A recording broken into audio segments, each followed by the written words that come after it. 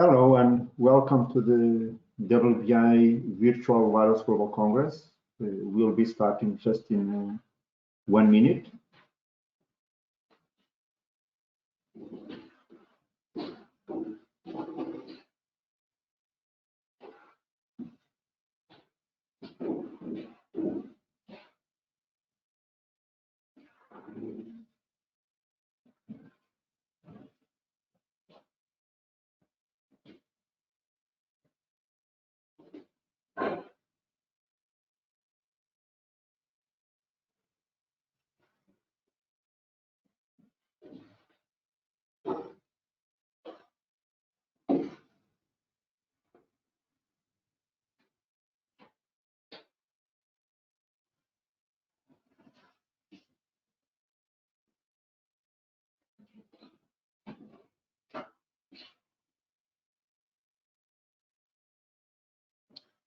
Okay, so welcome everyone to the October 2020 Wireless Global Congress from the Wireless Broadband Alliance. My name is Thiago Rodrigues. I'm the CEO of the WBA. I'll be your host and moderator for today's event.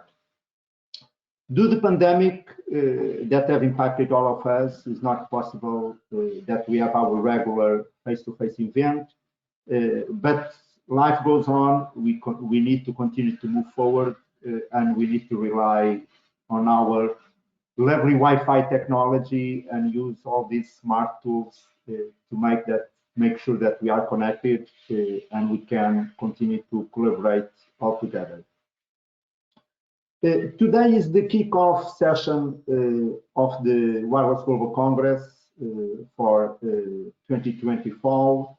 As you know, normally we start with the executive plenary, and I would like to start the session just to give a big thank you to our sponsors that make possible that we run this event. So Boingo, Cisco, Intel, Aptilo Networks, Huawei, Single Digits, STL, Juniper, Asia Cognitive, On Semiconductor, and YConnect.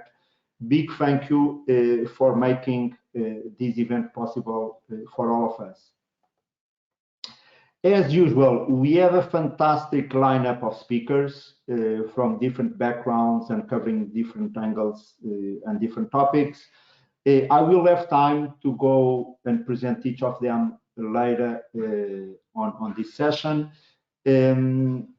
But for those of you that don't know me, I always like to start this event with the last event of the year from the WBA to give a recap of our priorities and achievements of the year. So I wanted to start by highlighting the vision of WBA and why so many of you, especially the ones that are members or partners of the Alliance, we have been working so hardly with us. So this idea of driving a completely automatic, interoperable, and secure services experience using the Wi-Fi technology, but as well taking consideration that Wi-Fi is converging and coexisting with many other wireless technologies. As you can see, we have a set of priorities on our programs, topics like open roaming, Wi-Fi 6, Wi-Fi 6E, all these topics of RAN conversions of Wi-Fi with 5G, but as well Wi-Fi with other technologies like LoRaWAN. Many of our programs, they focus as well on how can we enhance Wi-Fi as a technology, how can we accelerate new services and innovation within this technology. And as well, very important over the last months, having a more interactive collaboration with regulators, policymakers from all over the world. As our goals, definitely we want to continue to grow the Alliance in terms of membership programs, the resources, industry recognitions, and many of our partnerships. But let me start with one of the most relevant launches of the Alliance in 2020, that is the open roaming. So open roaming was launched around the middle of the year with the goal of having a Wi-Fi roaming federation to solve the current public guest Wi-Fi fragmentation. We want, with open roaming, we want to bring this auto-connect, secure and interoperable Wi-Fi experience under a common industry standards and make sure those standards are open to everyone. Many of you that are attending this event today, your companies can be part of open roaming. You can enable different businesses, you can create new businesses, or we can even reutilize many of the business and products and services that we already have. And this is particularly important, as I said, because of this very fragmented experience that we all see on the Wi-Fi. And today's public Wi-Fi experience is it's very uncertain, causes many times frustration and even bad reputation to the Wi-Fi and to all of us that work heavily on the Wi-Fi as a technology. I took the freedom just to pick up two articles that I found on the news bulletin that are from this month. They are from October 2020. One from US about some warnings and alerts from the FBI, and another one showing what is happening in France. And somehow French authorities are concerned about the current situation of public guest Wi-Fi. And my message to this community is we really need to solve this situation. And I believe the entrepreneurs that are running restaurants or coffee shops or the hoteliers, they should focus on their core business. They should not be concerned if Wi-Fi that they are providing on their venues is following any particular rules or privacy. They should focus on their core business. And we as experts, and I believe in this meeting, on this event, we have many of the leading experts of Wi-Fi. We should create the conditions for these entrepreneurs, these companies, really to feel happy and secure to use Wi-Fi as much as they can. Personally, and as one of the strongest programs in the Alliance, believe that open roaming can be part of the solution that the market is looking for. And for that, the Alliance, we have been putting in place a very comprehensive program about pilots and field trials on open roaming.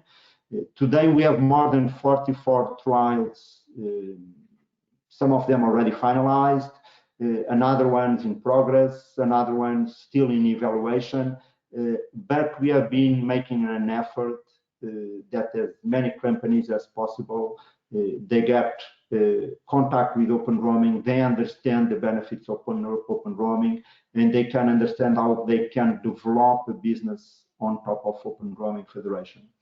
I highlight here some trials. So for example, we are working with some of the municipalities from the Wi-Fi for You program.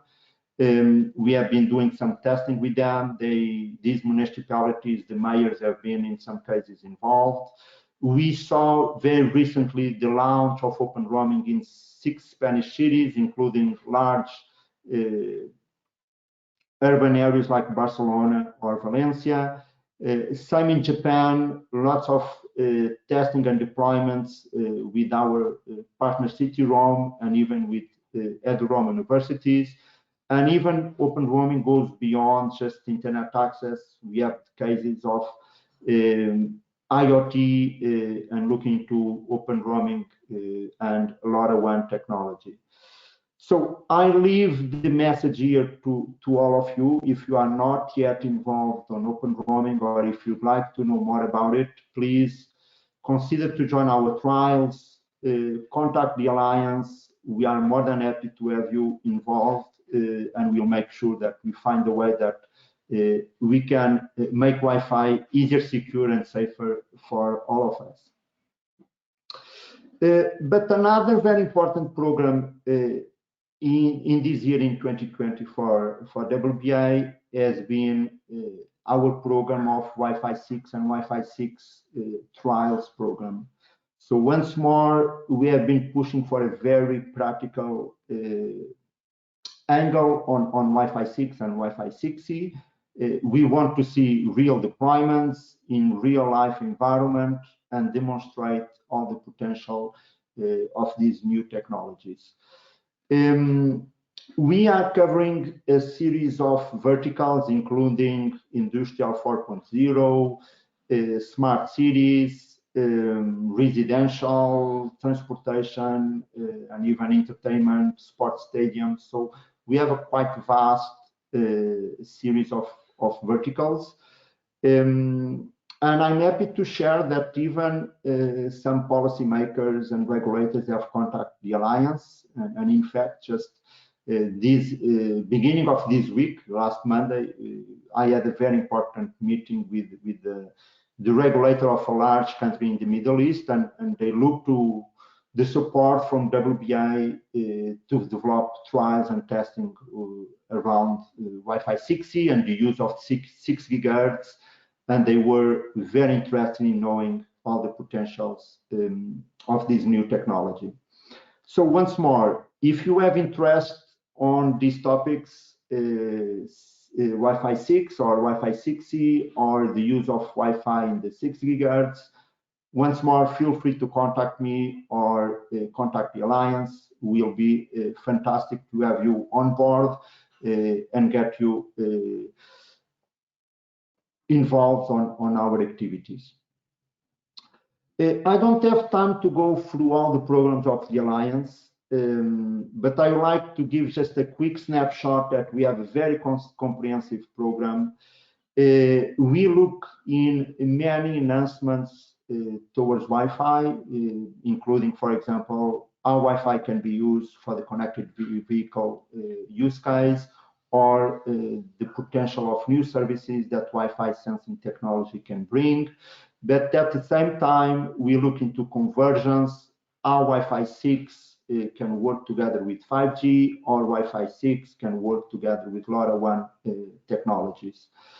And at the same time, we try to solve any friction points that may exist. So we have as well topics like Wi-Fi privacy. It's definitely another topic that needs to be solved. And we have been having a substantial amount of work on that area. But as well, for example, what is the role of captive portals in the future of Wi-Fi seamless experience? So another example of how good work that all the members of the Alliance and my colleagues have been putting forward. And I'm very pleased to say that all this fantastic technical work drove us to some unprecedented levels of participation and visibility to the Alliance. In terms of our projects and programs, we had a substantial increase in the level of participation. We almost doubled the level of participation. We doubled the number of meetings. We had a significant increase in terms of our interactions with our regulators, with regulators all across the world. And the same is seen on the marketing and communication. Our traffic on the website, our visibility on the social media, the number of articles that have been written about our work has been really increasing substantially comparing with 2019. So I want to leave a message of a big thank you for all of you that made this possible, starting with the members, the board of directors, the board advisors, our partners, and of course my team. They have been doing a fantastic job to make sure that all this success is made and we can drive all these activities. Another good point that somehow shows the good work that we have been doing is about the fantastic to see so many companies joining the alliance. I'm honored to say that we had a record of new members in 2020, even in a very challenging year. And you can see from all these names that I have on the screen, some very large corporations, some small startup companies. So I think coming from operator side, from technology side, it's very positive to see so much enthusiasm about the work of the Alliance. So once more, a big thank you to all the new members. I will do my best to make sure that WPA can help you with developing and augment your businesses, or to solve any particular area of interest that you want to see addressed. A big thank you and welcome to the Alliance. Important to share as well, because I know that many of the members are on this meeting, that we have a fantastic board of directors. I'm honored to work on a daily basis with all the directors of WBA.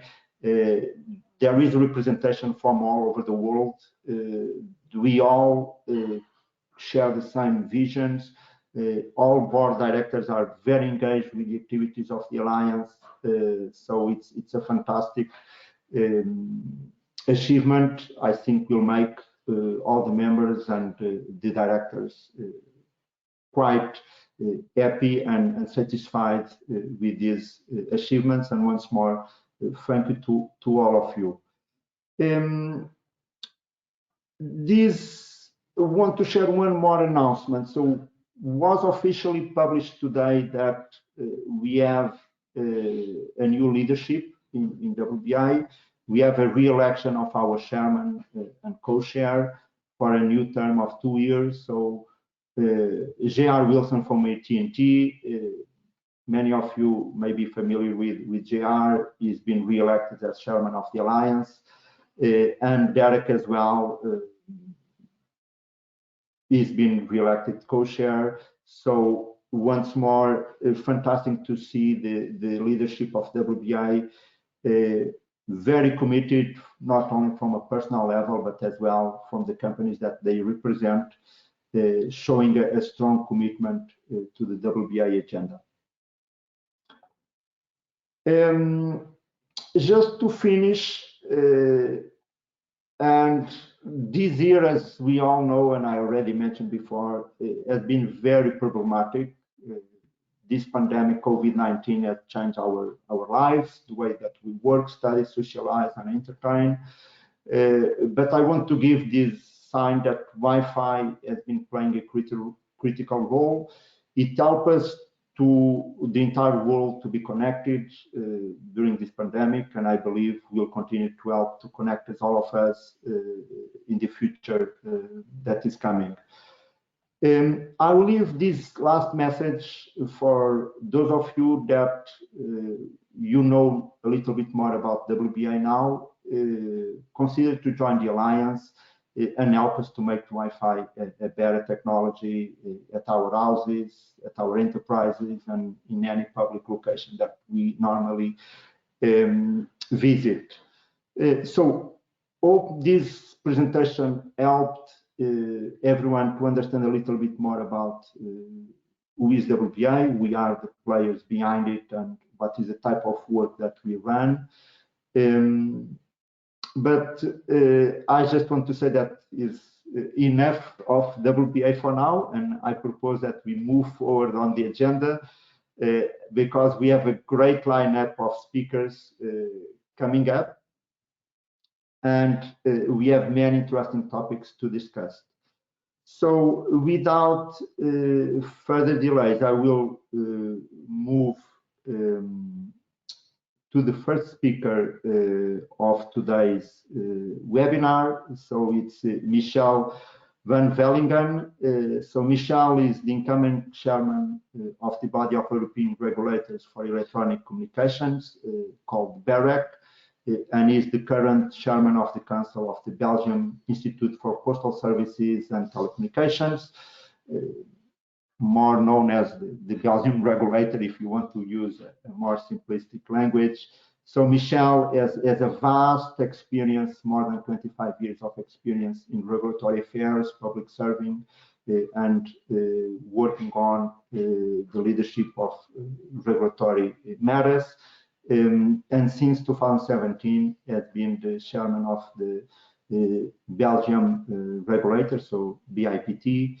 So Michel, a big welcome to WBI. It's really an honor to have you talking to us in this very challenging moment for all governments, and where we hope that technology and wireless technologies can help all of us to overpass this pandemic and develop a brighter future for everyone. So big welcome, Michel. Thank you very much, Tiengo, and thank you for inviting me. I hope you can hear me well. And good morning, ladies and gentlemen, dear participants. It is indeed a great pleasure for me to provide the opening remarks at this session of the World's Global Congress on behalf of BEREC, the body of European regulators for electronic communications in Europe that groups all the national regulators for electronic communication as many responsibilities, including identifying regulatory best practices, developing common positions of the regulatory framework, and as well as producing report with the overall objective of a consistent application of this framework. And especially with regard to spectrum issues, a lot of things are at stake in Europe in the upcoming year, in particular with regards to the upcoming radio spectrum policy program that is to be expected by next autumn. So in order to kick off this session, I was asked to share some views on connectivity opportunities and challenges for Europe. For instance, which regulatory trends come out of the COVID pandemic and what needs to be done to promote full connectivity in Europe. Well, the European Commission is very clear. We need to accelerate fiber deployment and the rollout of 5G networks, and the necessary investments will happen in the backdrop of the new electronic communications codes that will come into effect by the end of this year. However, to mobilize investments, we need an efficient system and clear and harmonized rules too. Well, I can assure you, as an incoming BEREC chair, I will do everything in my capacity to ensure our overall objective of a consistent application of the regulatory framework in electronic communications is reached. But let me just first fill you in on the background to BEREC's view. In its strategy for the coming 5 years, published in June, BEREC considered the impact of rapidly changing markets, new network technologies, and expected policy developments in this period, as well as the increasing cross-border nature of digital services. The objectives of the Work Programme 2021 are aligned with the BEREC Strategy 2021-2025, with a close focus on 3 high-level strategic priorities: promoting full connectivity, supporting sustainable and open digital markets, and empowering end users. As you can see, one of the key policy objectives is to ensure that very high capacity networks and 5G services are available in a timely manner and in line with European value and interests, security, protection to the end users, environmental challenges, and so on. I will come back to on that subject later and start with describing the truly new subjects, like firstly, sustainability and digital platform regulation. And indeed, we should all further expand our know-how on sustainability issues in Europe in line with the upcoming Green Deal and the Agenda 2030 targets. Sustainability is now a key word in developing new strategies, new policies in regulation. And for us, technology is the answer to sustainability. It could enable more sustainable solutions and productivity gains, which would lower the adverse effect on the environment. At BEREC, this work will be a horizontal priority next year, both internally and externally. Internally as an international organization, and externally to develop an understanding on how to reduce the carbon footprint of providing digital and electronic communications services. On platform regulation, the Digital Services Act, the new rulebook for digital platforms, will be a major game changer for Europe and for the rest of the world. The European Commission aims to publish it by the end of this year.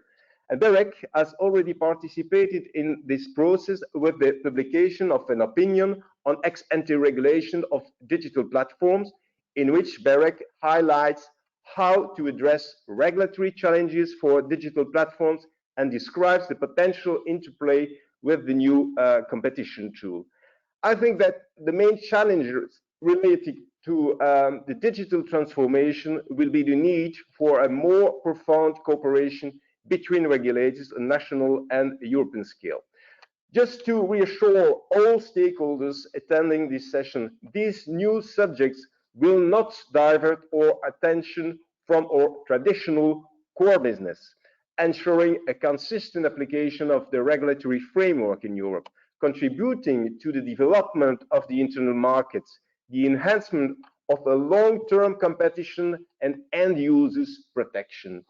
BEREC will have delivered a set of 11 guidelines by the end of this year that provide guidance to the regulators and stakeholders on legal provision for their practical usage. These guidelines are important for creating regulatory stability and a predictable environment.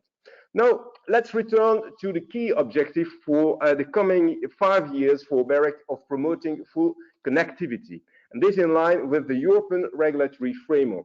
This means prioritizing work that improve the general conditions for expansion and take-up of secure, competitive and reliable high-capacity networks, both fixed and wireless, across Europe, while ensuring a smooth transition from legacy infrastructure. So BEREC sets therefore the following policy goals. First one is creating the right framework to allow Europe and its telco to make the most of the digital transition. And the second is promoting full connectivity by stimulating private investment while reducing the cost of rollout in very high capacity networks. So more network convergence is a prerequisite towards a well-functioning EU single digital market. However, on the infrastructure side, we see a multitude of models in different member states in Europe. And this is in itself not necessarily a bad thing, as long as there is competition and investment. One thing that is driving convergence is services. Consumers want to use services at the same high quality wherever they are. So 5G is expected to create an ecosystem for technical and business innovation involving vertical markets and a broad range of digital services such as Internet of Things and fixed wireless access. As such, 5G will be the cornerstone for digital connectivity and the major driver of economic growth. And in order to ensure these developments can take place, an appropriate regulatory framework needs to be in place as well. For instance, spectrum regulation, access regulation to ensure access to sites or infrastructure sharing, and so on. So with BEREC, we have launched the 5G Radar. This is a tool in which we have identified many aspects of regulation that are involved in the 5G ecosystem. And there are many regulatory aspects that need attention, but however, not all at the same time, of course. Also for Wi-Fi, this is a crucial development. For years, Wi-Fi have been bringing full connectivity for most European citizens at home, at the office, or in public spaces. As the technology bridging not the last mile but the last meter, it is therefore important that also in the future Wi-Fi delivers the same performance as BEREC and Europe have defined for very high capacity network.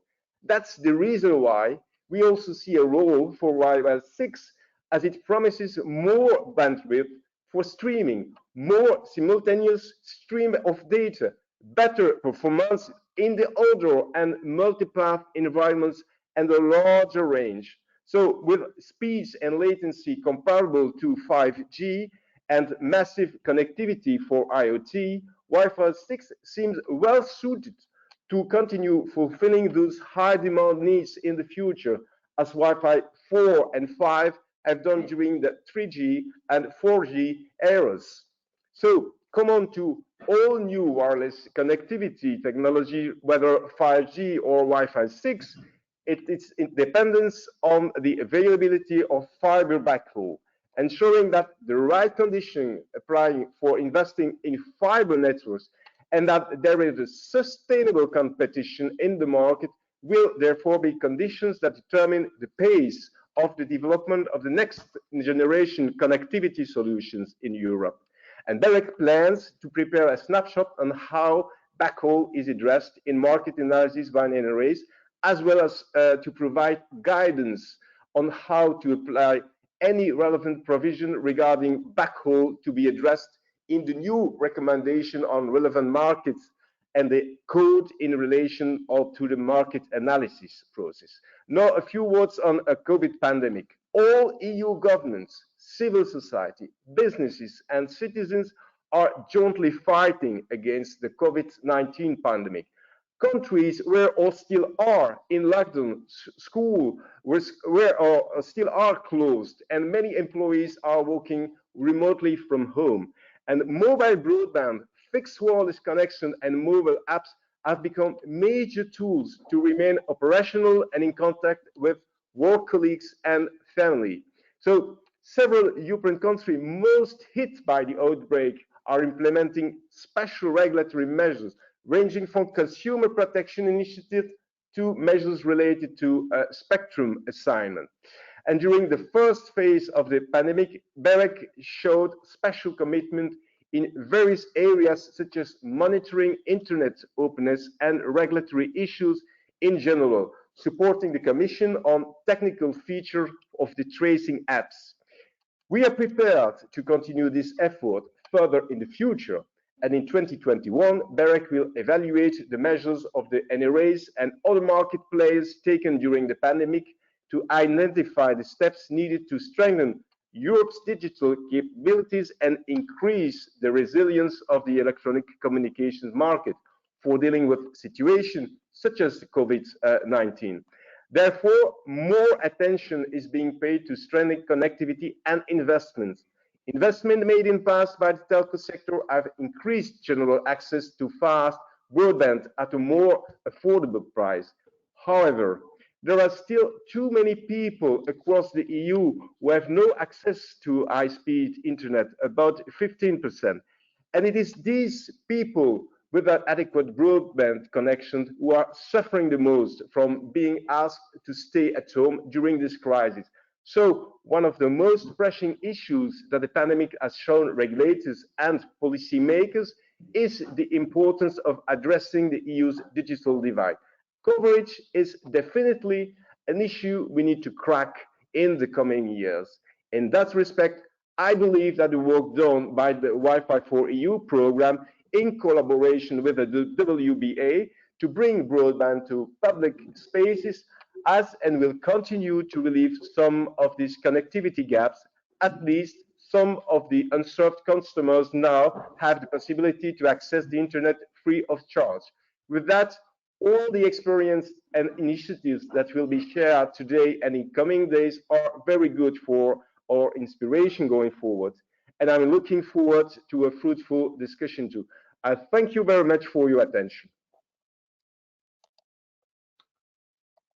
Thank you so much, Michel, for a very comprehensive speech on the priorities and the direction that European regulators, and in particular BEREC, wants to drive the regulatory environment in Europe.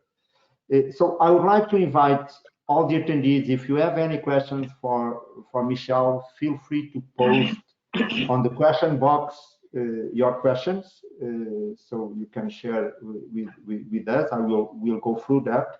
I have a couple questions for Michel. I took here some notes. And I believe, Michel, you don't have an easy job. I imagine that it's very complicated to coordinate the regulators with different backgrounds in Europe. But at the same time, I would like to ask you, normally Europe is seen as an over-regulated continent, especially on the telecoms. When we compare, for example, with Asia and with the US, do you see that one challenge and a mission from BEREC to try to somehow move away from that so many over-regulated environment in Europe? Yes, thank you very much for your question, Thiago. But actually, we have more in common than we think. We all agree that private investment and competition is the best approach to promoting innovation, improved services, and the welfare of end users. We also agree that some regulation is needed to promote an efficient market mechanism, but not about what form regulation should take. So one approach is for the state to design a market structure from time to time, and then let competition rip with the less subsequent market regulation. This is the approach taken in China. The variation is found in markets such as Australia, Singapore, and Mexico, where the state has mandated the existence of a wholesale only open access provider covering the whole country. But another approach is an ex-ante behavioral regulation to overcome problems caused by bottlenecks and significant power. And this approach is indeed used extensively in Europe. But in the US, the US generally does not intervene to actively promote competition. But like other jurisdictions, it does recognize a role for regulation in consumer protection, spectrum management, and action to promote connectivity in more sparsely populated areas. So in terms of the outcome of the different approaches, they reflect different political priorities, of course. The China approach leads to faster investment in new technologies and to choice for consumers, but with more risk that the investment might not be economically efficient. The European approach has certainly led to more consumer choice and lower prices than the US, as well as lower profitability for operators. But there is little evidence that there is a disincentive for efficient investment. The US approach has led to less choice and higher prices for consumers and higher profitability for operators.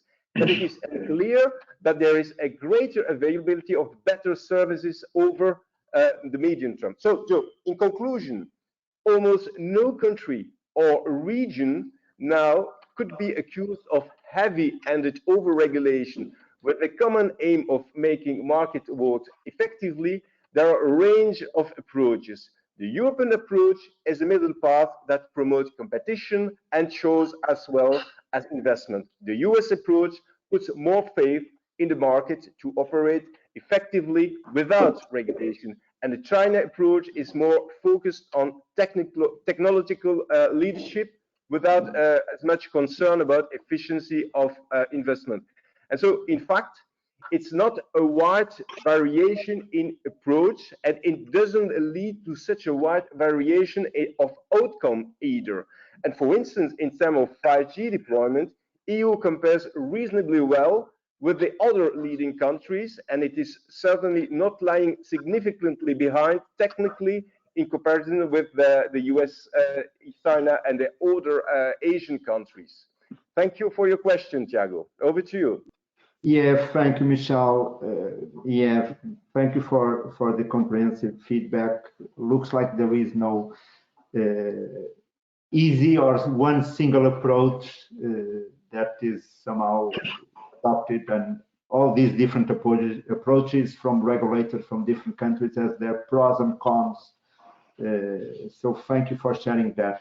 Let me make you another question very specific to the Wi-Fi. So we have been seeing this trend coming from US, from FCC, and then from Ofcom UK and other regulators across the world of opening the 6 GHz spectrum to unlicensed use, in particular for Wi-Fi, but opening.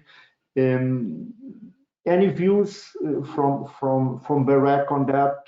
I imagine that will not be easy for Europe, because with so many countries, do you foresee multiple speeds, or you believe we can have a single approach and a single policy coming for all European countries? Yeah, thank you, Tiago, for this question too.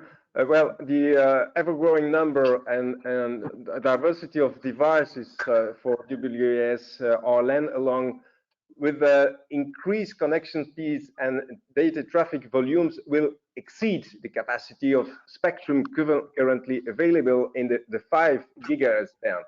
And although, and I need to underline this, BEREC as such has no competence in the area of spectrum allocation, BEREC would welcome additional spectrum to be identified for WAS or LAN in order to support wide channels which are required for a growing number of applications which need a large bandwidth to achieve gigabit speeds.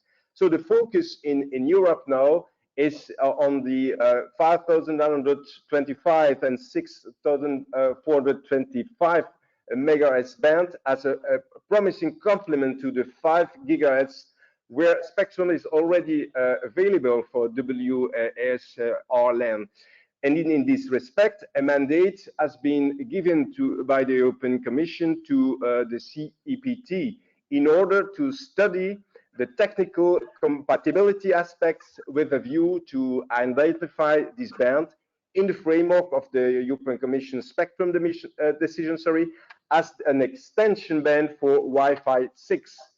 And I've been informed that the coexistence between Wi-Fi 6 with the existing services and system and adjacent to the bands I mentioned, 5 and 6,000 megahertz band, appears to be technically feasible, provided that a number of technical conditions are observed. And in particular, there are concerns that the out-of-band emissions for the WAS RLANs should be sufficiently low in order to protect CBTC, being communication-based train control operating in the adjacent bands too. Over to you, Tiago. Yeah, thank you, Michel, for your response. I know that this is a very positive feedback for our members. Our community is very eager to see more spectrum available for Wi-Fi. So thank you so much, Michel. I propose we have one more question is coming from the audience. They ask if how safe is 5G for human health, and taking this question in consideration, as sustainability is one of the drivers for the regulatory framework. Yeah, will be interesting to have your views, Michel. Yes, on sustainability, thank you very much, Tiago. I've already mentioned that this is, of course, for us a horizontal priority for the coming years, but it is a new domain too. So we need to expand our knowledge on that. And for instance, we will order a study for the coming month to see what we can do in order to help the reduction of the carbon footprint. But of course, there is this cycle, you know, the production of devices, the energy consumption, and then later on, the way you can recycle this device. All those subjects will be dealt in time, but it's too soon for the time being to tell you more in detail, of course. Yeah, thank you so much, Michel. Really an honor to have you on our event. Fantastic. And looking forward, I hope that we can meet face to face one day. So let's try to see if this pandemic, we overpass it and we can all be together once more. So Michel, once more, thank you for your participation. Thank you very much. With pleasure. Now, moving on the agenda, would like to present our next keynote speaker. So is Manish Malhotra, Assistant Vice President for Product Management at AT&T Business Services. So Manish has been a leader in terms of enterprise services and into large accounts in AT&T for many of their large customers. Has been managing LAN solutions, including Wi-Fi and managed services, and driving this digitalization of enterprises. So Manish, welcome to the Wireless Global Congress. Always a pleasure to have you on the agenda. Over to you. Thanks, Thiago. By the way, is my screen visible? It's visible, is not in full mode. So if you can. Oh, okay. Hold on. In full mode. 1 second. I will fix that. Okay. Perfect. All right. Very good. Right. Yes, thanks, Thiago. Hello, everyone. My name is Manish Malhotra. I'm the Assistant Vice President of Product Management at AT&T Business Services. My team's responsible for intelligent LAN portfolio of products. It's an honor to be a part of this executive plenary session and share a managed services provider perspective with you. This is a very exciting time to be in this space as new technologies are enabling LAN transformation and a variety of new use cases.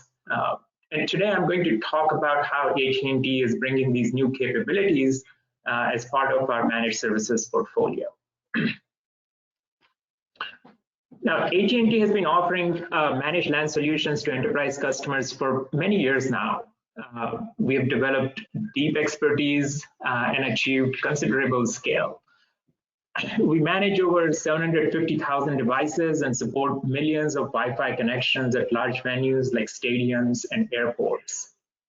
And in terms of use cases, we've deployed LAN solutions for public guest Wi-Fi or corporate LANs, and frequently hybrid scenarios where both public and private data share the same infrastructure but separate VLANs.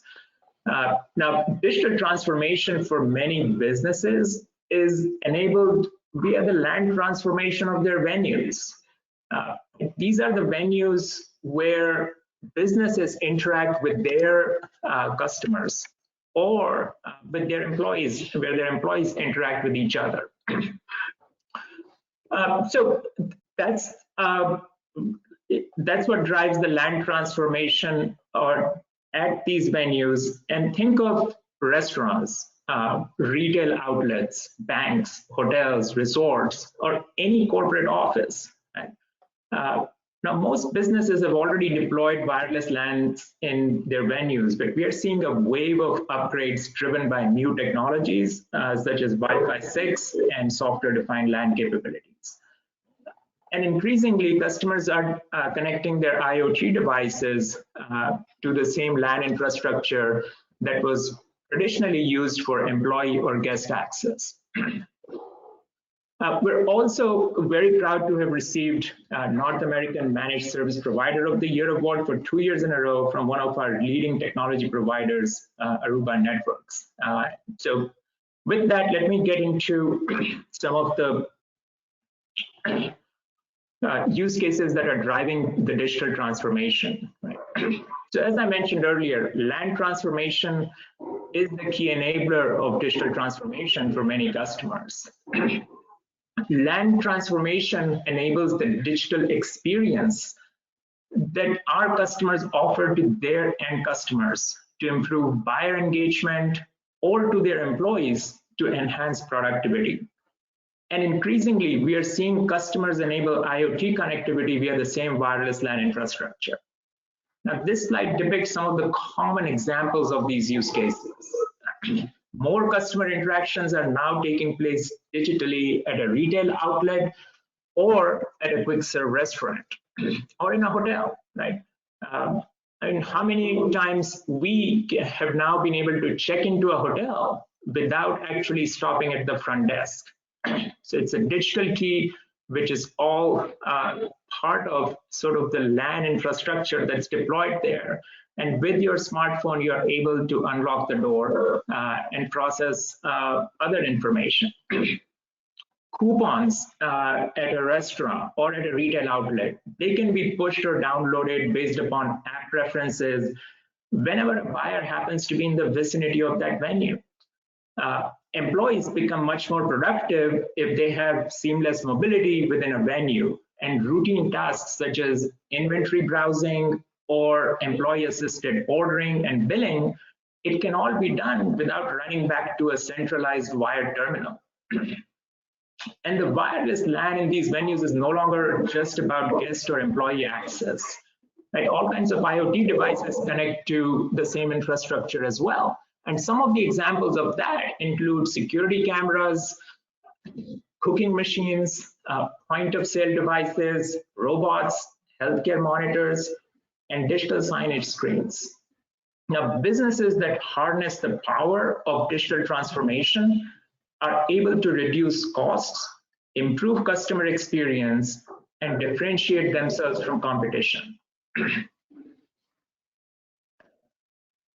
Now, this digital transformation has been in the making for some years now, right?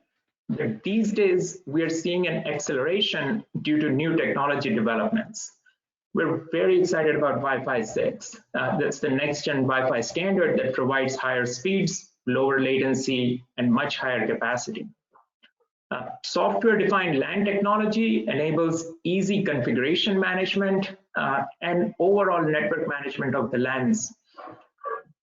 It also provides useful analytics that businesses can use to gain insights into customer behavior or employee behavior. Now, this is what makes the new generation of LANs intelligent.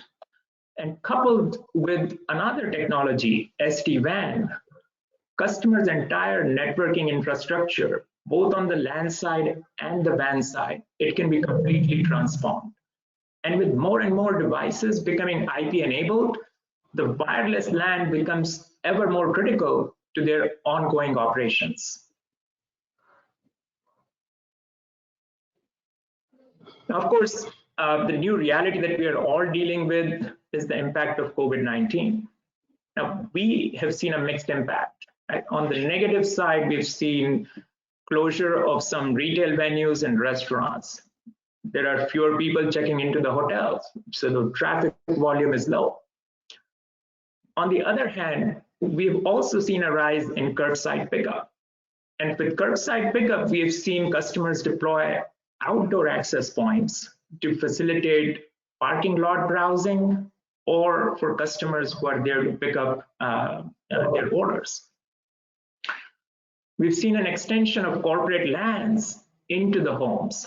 And this is a little bit different than just employees doing remote access from home. So employees such as call center agents, if they start to work from home, it's really extending the LAN into the home so that they can have exactly the same experience when they're at home versus when they're in the office. And there's a general increase in digital transactions. As human interactions are getting minimized, we're seeing more of an increase in app-based ordering or ordering kiosks. And a lot of times, these are enabled through the Wi-Fi LAN that the customer has deployed. So having covered the industry and technology trends that we are seeing, let me now focus on wireless LAN as a managed service. Now, for enterprise customers, there are a number of factors to consider when it comes to designing and deploying a LAN solution. So let's start with the equipment. The total cost of a LAN CPE across the entire footprint of their locations can be very high. It can run into several millions of dollars. So some customers prefer to buy all the gear up front, whereas others prefer to essentially procure it from a managed service provider as part of an overall managed service. However, it is not just the upfront investment that an enterprise needs to consider. Right? Large deployments can be spread out over several months, sometimes even a year or more. And in those cases, right, a solution is needed to warehouse the equipment. So let's say if an enterprise decides to buy the equipment upfront from a vendor, well, where would you warehouse all the gear? Unless you essentially buy it in batches. So that's something that needs to be solved for. And then of course the sparing, right? Where will the spares be housed? And if customer has locations distributed throughout the world, then you need the sparing inventory to be sitting close to those locations so that in case of outages, the repair time can be reduced. So AT&T's fully managed service, we take care of procuring, warehousing, and all the deploying of equipment. Now, once we go into the deployment phase, right, there are additional considerations that come into play. So large enterprises typically outsource deployment because they don't have the workforce and the labor to actually do the installations and the site surveys, for example, right? So in those cases, right, there are a number of things that come into play. So many venues, let's say if it happens to be a restaurant or a bank branch, there the installation is not going to take place during the business hours. So the installation has to be done in off hours. And especially think of a restaurant that's open late into the night and then opens early in the morning. So that gives you a very narrow window during which the job needs to get done, right? Because you're actually changing the LAN. If the LAN is not working, their cash registers, their credit card transactions won't work, right? So essentially, the business comes to a halt. So you have to have professional installers who have the skills and the experience so that they can actually get the job done in the limited window, which could be 5 hours, 6 hours, and get a job done professionally and complete and be out of there so that the restaurant is open for business in the morning. And then as we go into the life cycle phase, some customers prefer to monitor the LAN themselves and only seek reactive support, whereas others look for the managed service provider to provide proactive monitoring, management, and break-fix support. And then there are other considerations, right? There are ongoing configuration changes. There are security patches that need to be pushed all the time. There are code upgrades that come from vendors. There are moves, adds, changes, disconnects. These are all part of lifecycle management that we would provide as part of a managed service. So as you can see, right, there are a lot of choices that a customer needs to make when they are designing a solution or when they are picking kind of from these choices, what choices will best fit their budget that they can afford. So at AT&T, we make these choices available. We offer customers a continuum of choices that they can pick and choose. So it's not like a one-size-fits-all. So we would customize the solution based on what customer requirements are. So what does a managed solution from AT&T, what does it mean? What does it look like, right? So it starts with AT&T sales engineers working with the customer to understand their requirements and coming up with a network design. The design can vary across sites depending on the size and the requirements. And after the contract is signed, we move into implementation phase. We assign a dedicated project manager to coordinate all aspects of the deployment. And this project manager meets with clients on a regular basis, gives them updates, takes into account any changes. So essentially acts as a single point of contact for our clients. Then our field services group is engaged to conduct site surveys, and that determines what the coverage needs are, and they finalize essentially a design that's specific to each site. And based on these designs, a bill of materials is created for each venue. Hardware is procured and staged in our facilities, and then it is shipped to customer locations. And then an AT&T installer visits the site, completes the site installation, inclusive of any inside wiring needs. And once the site is installed, it moves into a life cycle phase, right, where all the devices are monitored and managed 24/7. We also offer customers a portal for ongoing configuration and network management, a variety of performance and analytics available. So essentially, a managed service from AT&T, it's designed for AT&T to take care of all the LAN infrastructure needs that a customer has and free up our customers to focus on their goals, and we ensure that their business continues to operate smoothly. So now let's touch upon a topic that kind of often comes up and that's of great interest these days, right? So how do Wi-Fi 6 and 5G compare? Right, both of these are new standards that offer higher speeds, lower latency, much higher connection density in terms of simultaneous user connections. So clearly Wi-Fi 6 is the next evolution in the wireless LAN technology, and 5G is the next evolution in the macro cellular network. But 5G is also going to be increasingly utilized for in-building cellular deployments. And I think the selection of which technology is used at a particular venue, it's going to depend on the use case. It's going to depend upon what kind of applications that the customer is looking to find a solution for, what their affordability is, what the size of the venue is, and what's the availability of 5G or Wi-Fi 6 enabled devices at that particular venue. So all these factors are going to play a role into what solution is used.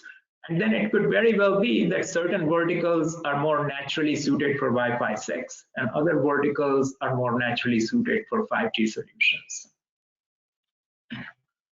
So let me conclude by summarizing essentially our value proposition to enterprise customers that are interested in a managed wireless LAN solution.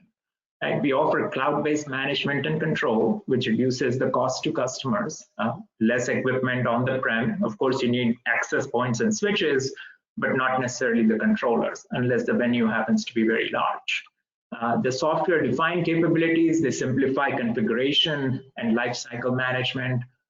Business continuity is supported by high availability configurations and redundant transport links.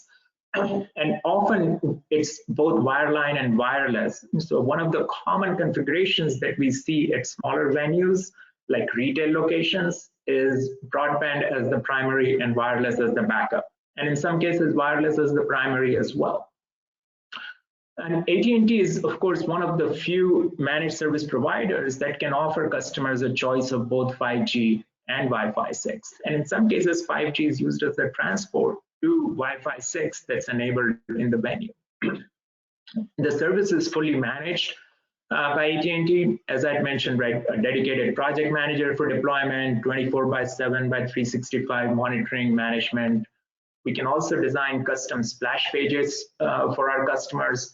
And finally, our strong relationship with the technology providers in our ecosystem, such as Aruba, Cisco, Juniper, CommScope, Ruckus, that reassures our enterprise customers that their evolving needs in this space will continue to be reviewed and reflected in our product roadmaps. So that wraps up my presentation. Thank you for joining us today. And Tiago, I'm ready to take any questions.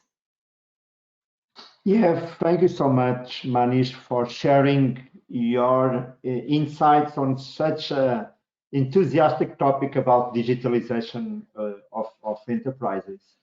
Let me let me just bring a couple questions, and once more, I invite the audience, anyone on the audience that will like to have any questions for Manish, please use the question box and share your questions.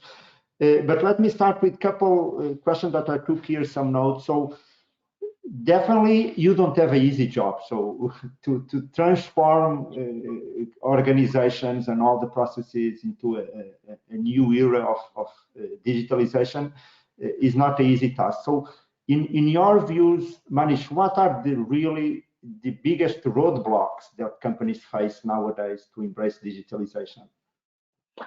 Yeah, that's a great question, Thiago. I think probably the biggest issue for enterprises that are looking to embark on a digital transformation journey is actually kind of having the budget, really. The cost of deploying the gear can be quite expensive, and depending upon their footprint, the number of locations they have, how big these locations are, as I mentioned, the cost can run into several millions of dollars. So that I think kind of taking that step is one of the challenges. And I think what we are finding is that businesses who commit themselves to that journey, they reap the benefits in terms of improving the customer experience, getting better insights into their employee behavior or their customer behavior. So budget is one thing. Certainly it can be solved for by leasing the equipment as part of a managed service as opposed to investing all of it up front. So that's one. I would say the other and more tactical sort of challenge that companies are facing is what's COVID going to do to their business, right? And are they going to be reducing their footprint, more of the physical footprint? Are employees going to start to work more from home and they'll need less office space? Are they going to see their customers come back into their stores, into their retail venues or into the restaurants, or do they go more digital? And both of these actually present opportunities and challenges in their digital transformation, because in either scenario, right, you're looking for some form of digital transformation. So really, I think the uncertainty of COVID is probably another challenge that some businesses are facing in terms of, do they go big in one direction or in another direction? Yeah, thank you so much, Manish. Let me bring up, related with COVID, I just saw a very interesting question for the audience. So, Manish, do you see a demand for enterprise service which includes a service to their employees at the home? So, for example, as part of their business contract, so the employee's own network becomes somehow managed by the company that they work for. You see that demand coming up?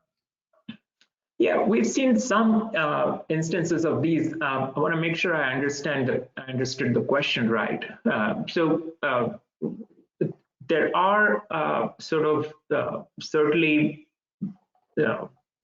employees who work from home, have worked from home. Typically, they procure the connectivity themselves, and then they have a remote access solution. Either it could be a software client or it could be a hardware device that's deployed at their location. Typically, the software client or the hardware device is either managed by the IT group that the customer has, or customer would outsource it to a managed service provider. What we are finding is that in some, especially related to COVID, because the connectivity is becoming important and customers are looking to ensure, enterprises are looking to ensure that their employees actually get the same experience as the LAN in the office. So in many cases, they are actually providing the budget to their employees to secure connectivity, and in some cases, dedicated connectivity, right? So separate from, let's say, what they use to watch kind of their TV or personal entertainment. So essentially some dedicated bandwidth, either through a separate connection or through other solutions, they're looking to provide that to their employees. I'm not sure if I answered that question correct completely. Is that what, Tiago, the question was? Yes, it was. So thank you, Manish.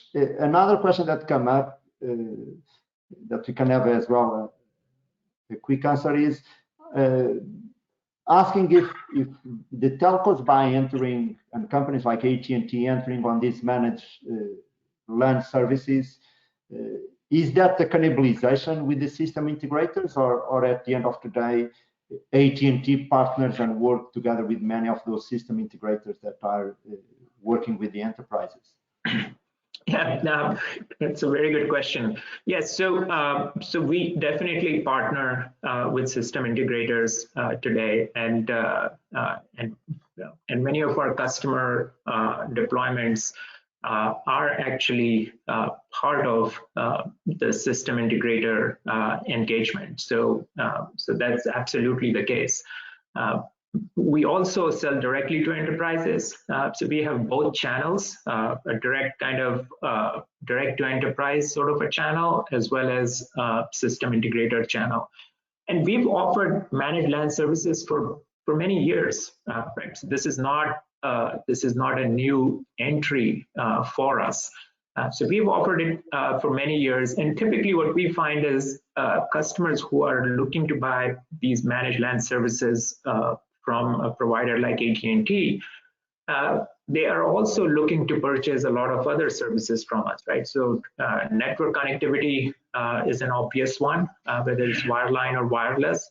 They're also looking for like SD-WAN kind of solutions from us, and also solutions like digital signage. That oftentimes goes hand in hand with a wireless LAN solution as well, because all these digital signage screens, they are connected typically through Wi-Fi at these venues. So a lot of sort of synergies between the services that we offer, but absolutely, we have very strong partnerships with the leading system integrators.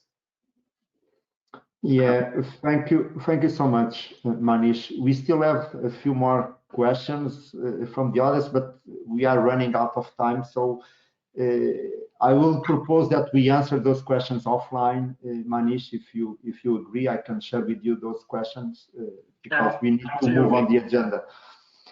Thank you so much, Manish, for your participation. It was fantastic to see all the work AT&T is doing on the digitalization and transformation of enterprises. Thank you.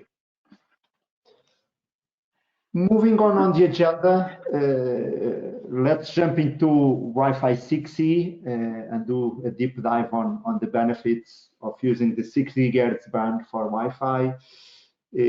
And no one better than Eric McCoglin, GM for wireless solutions at Intel Group. Eric is a wireless industry veteran. I know that Eric hates wires, and I know that Eric has been very popular nowadays in Intel.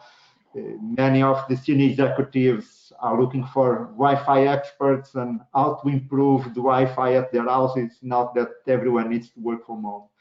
So Eric, once more, welcome to the Wireless Global Congress from WGA. It's always an honor and a pleasure to have you on the agenda. Yeah, it's great to be here. Tiago, thank you so much for the invitation. I always enjoy being a part of the WBA plenaries and other events. It's too bad we don't get to do these in person, but hopefully in 21 sometime. Yeah, fingers crossed. Hey, so I'm not sure. Are you seeing the slides? Yes, we can see the slides. Okay, great. It's good to know. All right, so thank you again. So yeah, let me dive in and talk a little bit about our view of 6E. So when we look at 6E, and I don't think any of this is too much surprising to the audience we have here today, but it begins with the core technologies that 6E delivers. managed connections versus the contention-based networking of the past, and was resolved as part of Wi-Fi 6, and that gives us a really good foundation to build on as we move forward. Obviously, improvements to speed, wider channel bandwidths, lower latency, and then the improvements that are being made in the standard and in everybody's products around capacity and reliability. So you have this great Wi-Fi 6 core that we get to build on as we move forward with Wi-Fi 6E and then into 7. So along comes 6E, we have this great opportunity to have new, clean spectrum that we all get to use and innovate in. So you've got a lot more channels. From our perspective, being able to deliver 160 megahertz channels is a key thing as we move forward. Obviously it has a significant speed impact. So having 7 additional channels, if you're able to open up all 1200 megahertz of spectrum, allows a much different way of deploying once you get to Wi-Fi 6E. Obviously, there's no legacy Wi-Fi connections in that spectrum. Those are in 5 and 2.4, and you therefore get to maximize all of the Wi-Fi 6 benefits by having a much bigger highway to go work on. So the spectrum is obviously key for Wi-Fi 6E, and the main change as we move from 6 to 6E.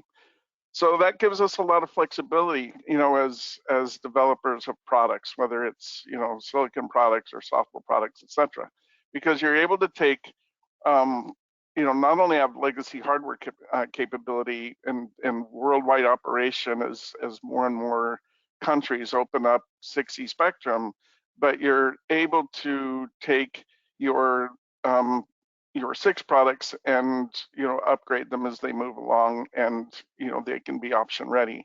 And so the flexibility offered to developers, and therefore the flexibility we're able to provide to customers, if you wrap that around the max performance capabilities and the reliability and capabilities that were inherent in 6, Wi-Fi 6E creates an opportunity that we haven't seen in Wi-Fi in 20 years. So we're really excited about it. I think the entire industry is excited about it. So just looking at the basic benefits is putting us in a space of where we can go and innovate. The other way we look at it is, how does this affect different parts of the industry? So obviously, from an Intel perspective, we look at corporate environments, we look at consumer environments, and even more so now than ever, we look at education environments. And that education environment and that corporate environment now extend to the home. So what's happening at home is you're doing mission critical things that you didn't do before, right? For example, pre-COVID, when I'd come home at night from the office, I would often be online, for a half hour, an hour here, checking email, maybe sending a presentation, maybe reviewing a presentation, and my kids might be doing some homework. They would, get online for a little bit, download what they needed. They may be sending emails to their teachers. Those things were almost like snacking in comparison to what we're doing today. Today, we're using the Wi-Fi networks in our home for mission critical tasks. Education has become mission critical at home. Work has become mission critical at home. And as we move back into a post-COVID environment, where there's going to be hybrid work situations where you're working part-time at the office, part-time at home, or maybe some people stay fully virtual. Statistics today show about 30% of people are going to stay fully virtual even after we're able to return to the offices. But this creates opportunities and as well as challenges. And we think Wi-Fi 6 and 6E are very well set to allow and enable those mission critical applications in all of these environments. So you get the better download speeds. You can have those at the office with this many channels available. You're able to deploy 160 megahertz channels into an enterprise environment.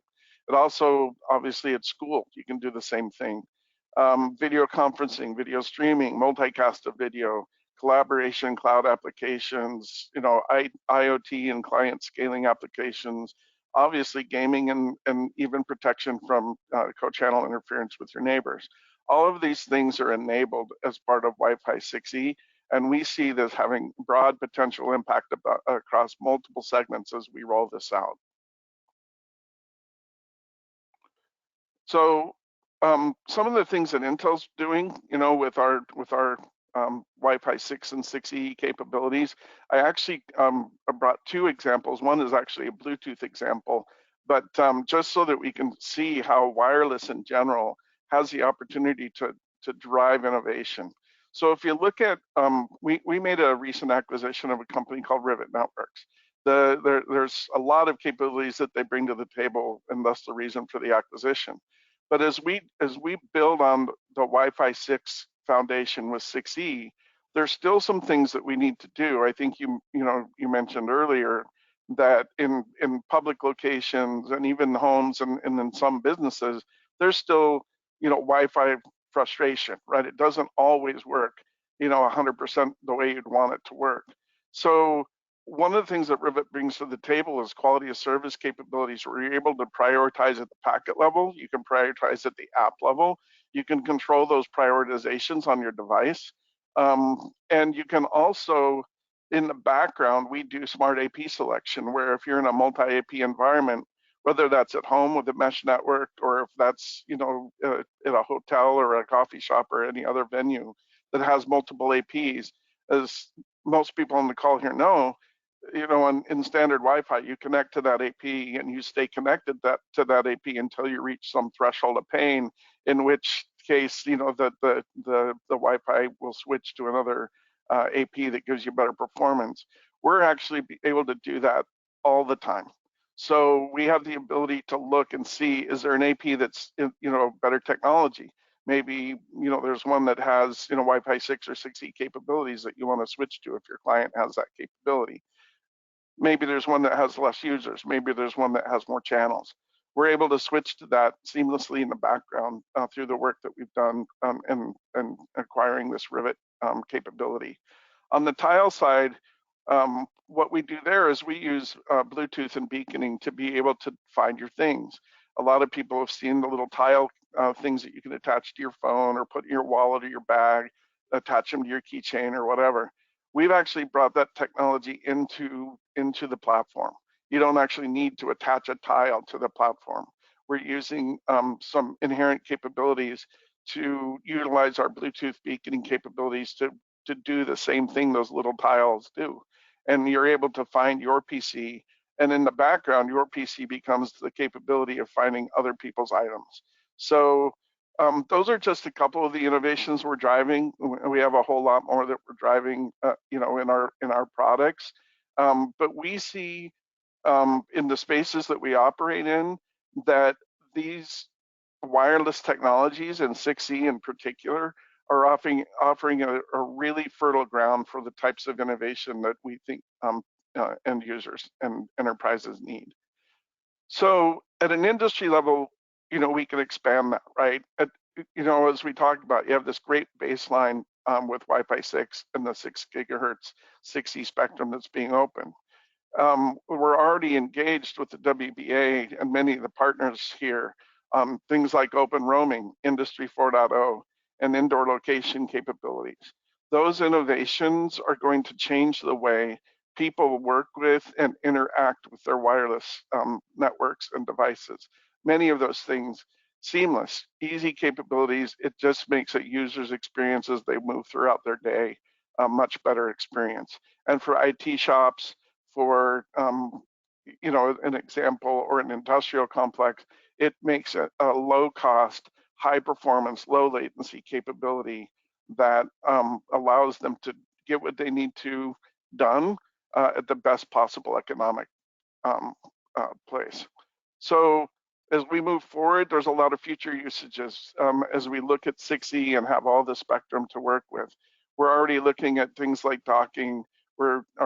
Our next products, not this year, but the following year, we are coming out with products that actually deliver the ability to operate in channels simultaneously. So as we start, you're able to operate in 5 gigahertz and 2.4, and we're adding capabilities to operate in 6 gigahertz as well as 5. And you can do those simultaneously. It's not just scheduling, it's actual simultaneous work, and the ability to do that with full MIMO capability, utilizing all of the antennas at the same time. So it exponentializes the amount of bandwidth that you can have at your disposal. So when you're doing two things at the same time, say gaming and web browsing, video conferencing and something else, those things will work simultaneous. And then we want to take this wireless technology and move beyond access, beyond just connectivity, and look at how you can use radar, ranging, and sensing to take proximity detection, human presence detection, gesture recognition. You can even do health things like is the baby breathing? Is the person standing up or sitting down, or fall as the potentially a patient falling down, etc. Those kind of things are all capable in our Wi-Fi solutions as we move forward with 6E and beyond. So we just see this as a really big opportunity for us as an industry to innovate. And we want to invite everybody to, we're working with a lot of you already, and we'd love to work with more. We see the innovation possibilities abounding.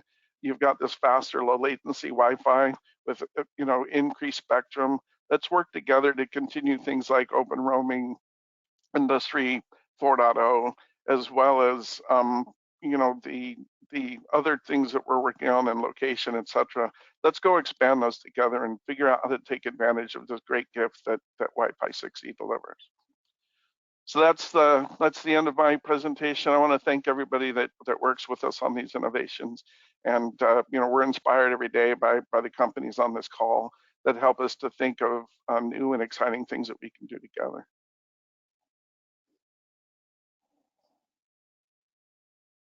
Thank you so much, Eric. Very inspired from your side as well, and thank you for sharing all these insights. So once more, if anyone has any question for Eric, please just drop your question on the question box. I wanted to start, Eric, just with a couple questions from my side. So definitely, I think we are all super excited about Wi-Fi 6E and all the benefits that can bring for all these different verticals, innovation, new services.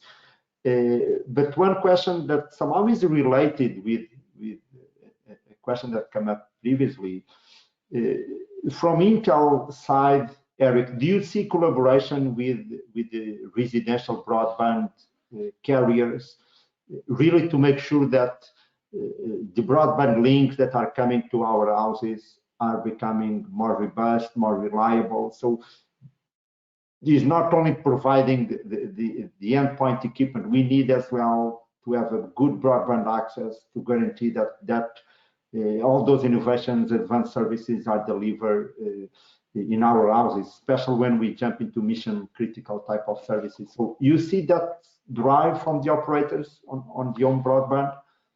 I do, and I think that I can use a personal example. So during COVID, I actually upgraded my link to my house to gigabit capable, and I've implemented a Wi-Fi 6 mesh network in my home. So I actually tested this morning on both Wi-Fi and cellular. So I used my phone, and then I also used my PC. So what I saw on my phone was 10x on Wi-Fi capability, both uplink and downlink. If I turn cellular off and only use Wi-Fi, versus turning Wi-Fi off and only using cellular. So, and as you probably all know, right, you can measure your link, especially on a cellular network, over and over again, and it changes every time you do it. It can go up and down pretty significantly depending on how you're being allocated, capabilities.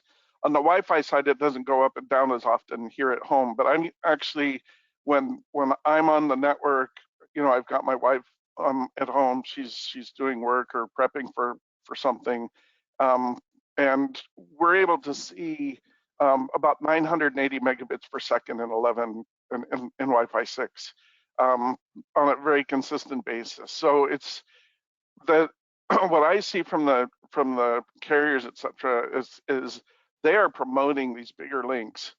They are, doing us all a favor, I think, by showing the ability to deliver, faster speeds, and the prices are coming down to, very rational levels.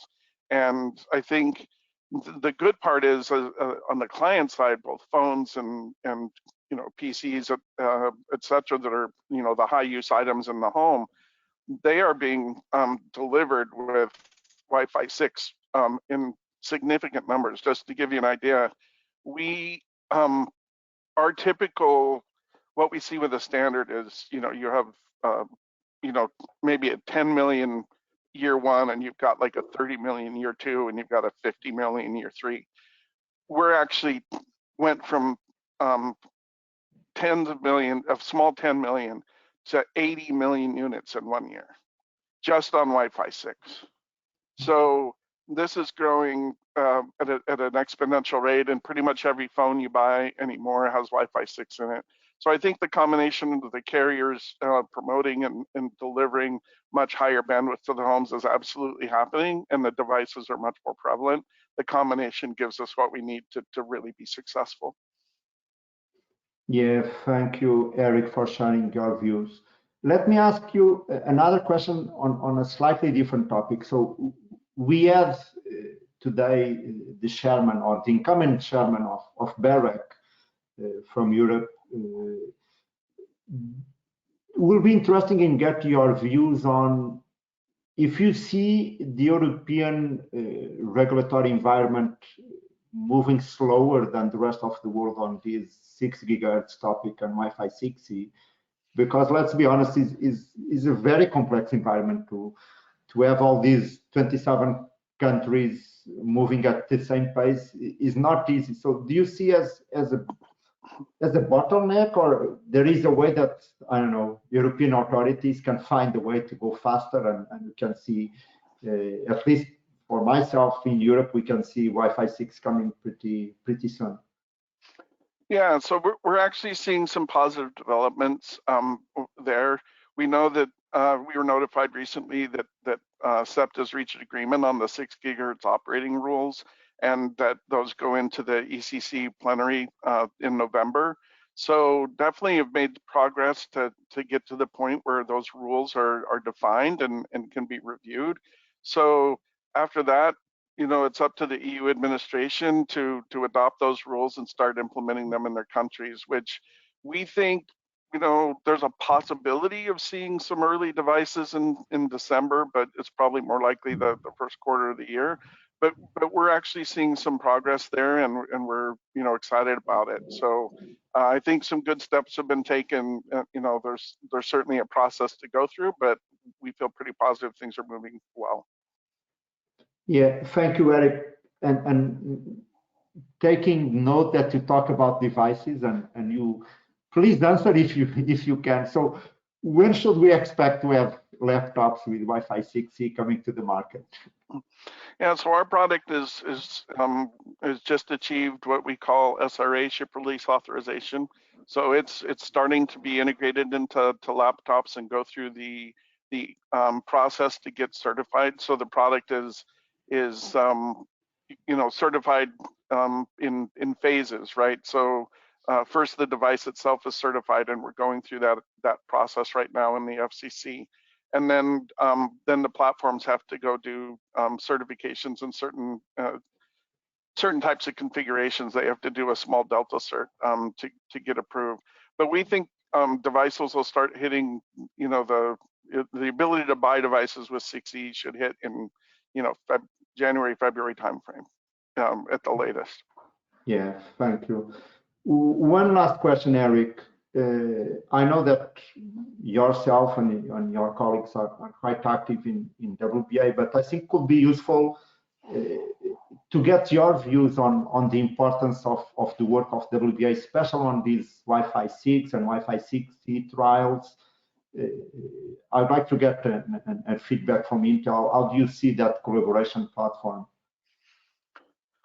So personally, I see it as extremely important. I think the WBA and the member companies here, play a really critical role in helping the industry and the world understand the importance and value and get the visibility of the benefits of these Wi-Fi technologies.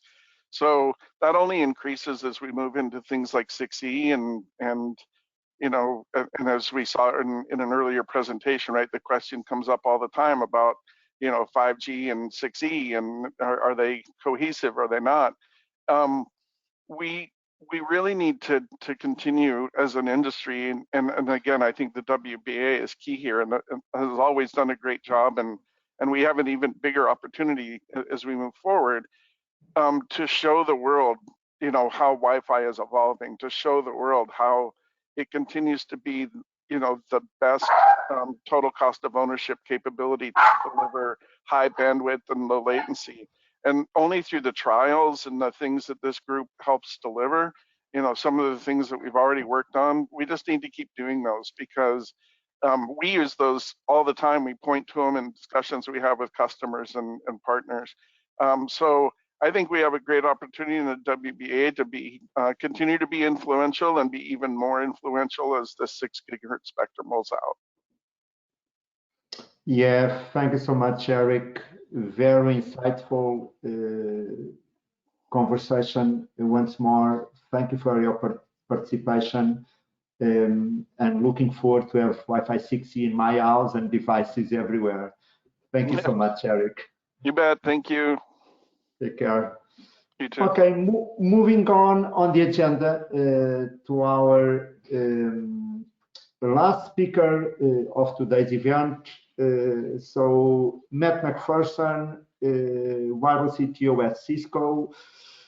Matt is another wireless industry veteran, more than 25 years of experience, long time WBA supporter, member of the board. I know Matt for probably more than 15 years. Matt, welcome once more to the Wireless Global Congress. Always a pleasure to have you on this event.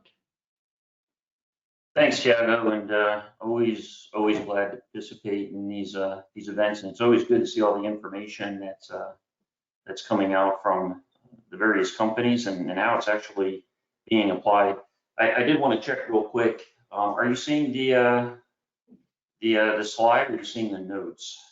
Yeah, I'm seeing the presentation mode. So if you change to full mode. All right, let me try this.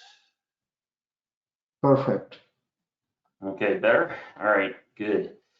So, I have to say that, I was really enthused on some of the things that Eric was talking about. And, normally, what I'd be doing as a representative of Cisco is I'd be definitely getting into Wi-Fi 6, and I'd be getting into Wi-Fi 6E. And I think if you've seen some of my previous presentations, I like to get into these different pillars of innovation, and I talk about these different pillars. And I like to talk about the Cisco VNI and what's happening in the industry. But I'm going to take a slightly different tactic today because I think that this particular topic is just extremely relevant to what's going on in and around the world. Most of us are pretty familiar with MAC addresses. I mean, if you look at the bottom of your router, you'll see these digits, sometimes separated by a dash or sometimes separated by a colon. That represents a MAC address. It's on every device that connects to Wi-Fi or a network everywhere. And so the network is obviously quite dependent on this in order to communicate. And now what's happening is that we're seeing the industry, for privacy reasons, to start to rotate that MAC. And so that's what I wanted to get into today. What does this actually mean? What's it mean when we're managing a network? Is it going to cause us problems? Are there better ways to perhaps solve this problem? So we'll spend a little bit of time talking about this shift that's happening in the industry that will affect every single node that connects to the network. So what is a MAC address? It's the lowest layer. It's layer 2. It's fundamentally used for connectivity. So technically, the MAC address is basically IEEE 802, where it defines the concept of universal addressing. And what this means and what this is based on is that every device, anything that connects to the network, every router, every switch, every phone is going to have a unique identifier. And this is good because that unique identifier makes sure that no matter where you show up or what network that you connect to, that you will be unique. And when communication happens, it doesn't end up going to some other device or to some other node. And so because we have this universal addressing, we can avoid collisions, no collisions, no matter where we go, anywhere, anytime.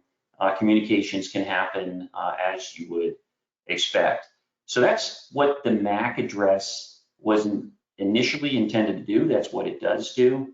But what's happened is that as network implementers, as services start to come out more and more, we see services that are built on top of this MAC address. And the question is this a good thing or is this not a good thing? Now, look, this is happening. This is happening, it's going on right now.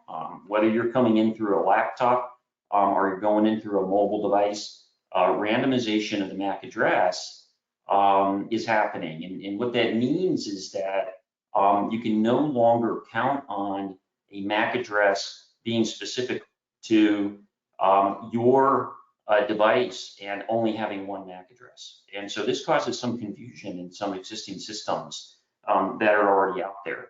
So in what we're being told now, and I think that we really endorse from a Cisco standpoint, is that this MAC address has become a privacy issue.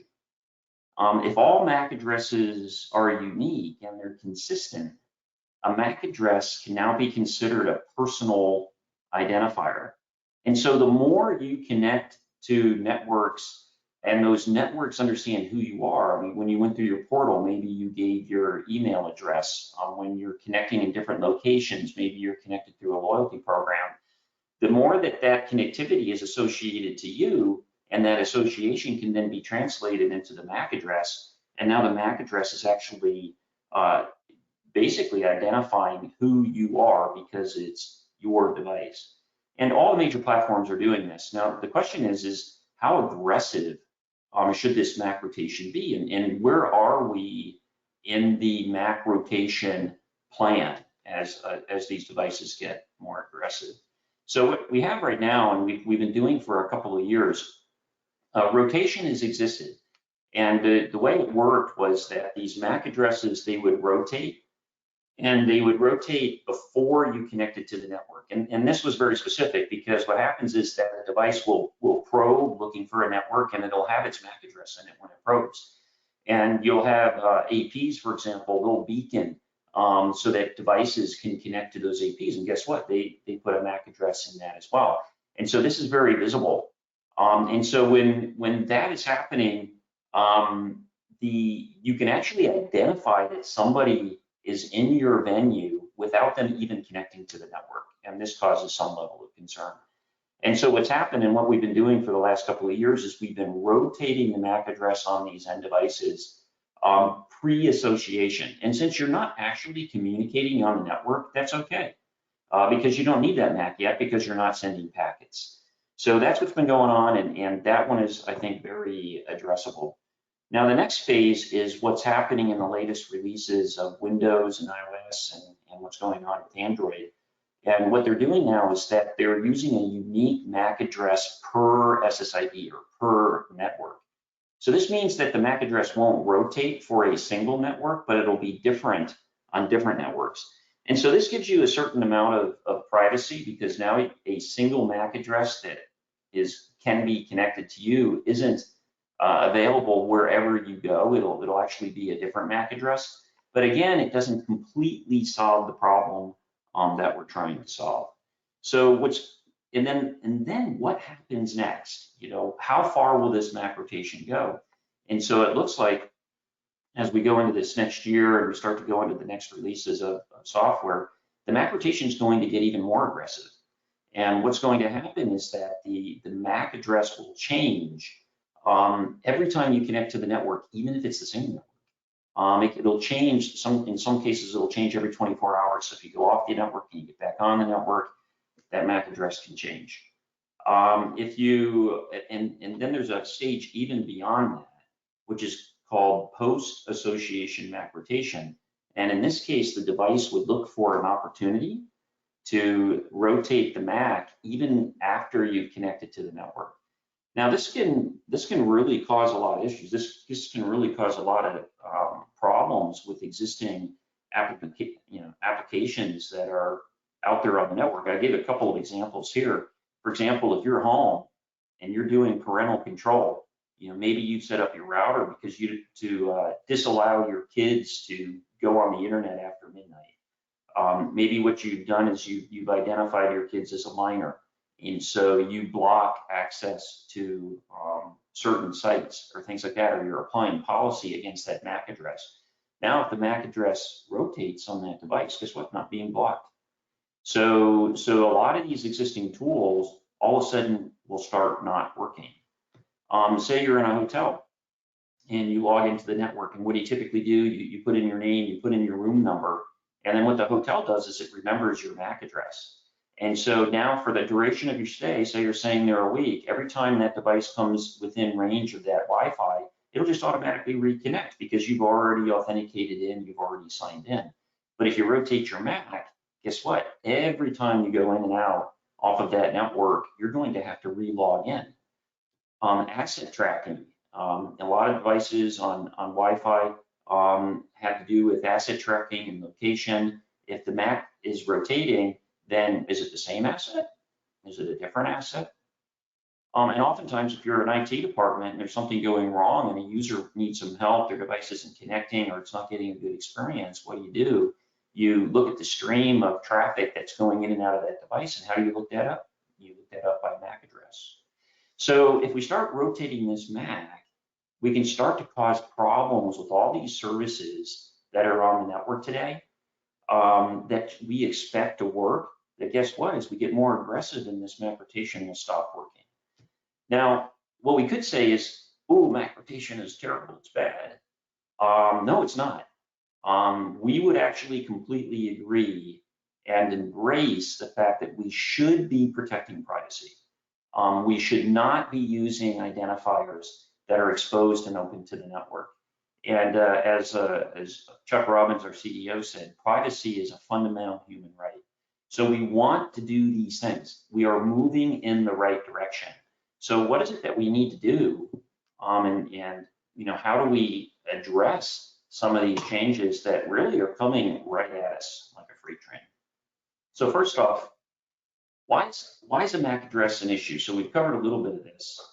A MAC address is exposed. It's in the outermost header of the packet, and it can be seen by anybody that's snooping on the network, and it can be seen by anyone managing the access network. So it's exposed. It's there. Anybody can pick it up, and because anybody can pick it up, they can start tracking things like MAC addresses, which may be a behavior that you want, and maybe that you don't want. The second that we talked a little bit about is that a MAC address can be tied to you. This means that it's really not a good identity. It's unique to the device, which is important, but you don't want it to be so unique that it identifies you and identifies everywhere you've been, everywhere you've gone, everywhere you've connected, and where you're using services.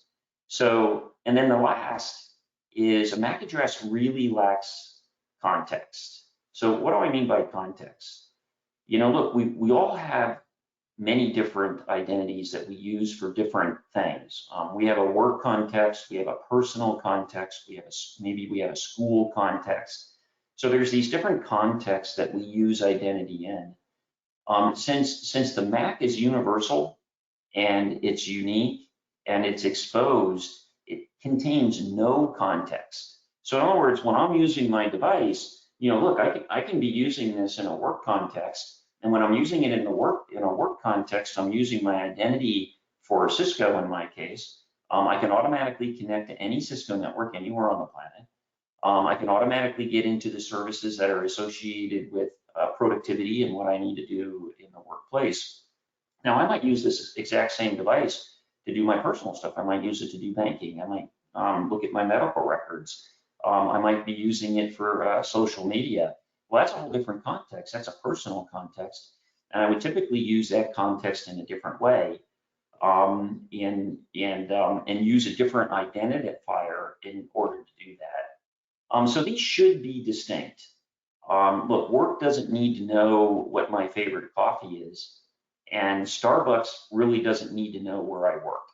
So we need to keep these things distinct, and we need to keep these things in context. So just keep in mind that if you have this MAC address out there that's fixed and can be associated with you, it can be associated with you across all contexts, whether you're at work, whether it's personal, whether it's your school identity. And if you're doing that, it becomes this universal thing that represents you.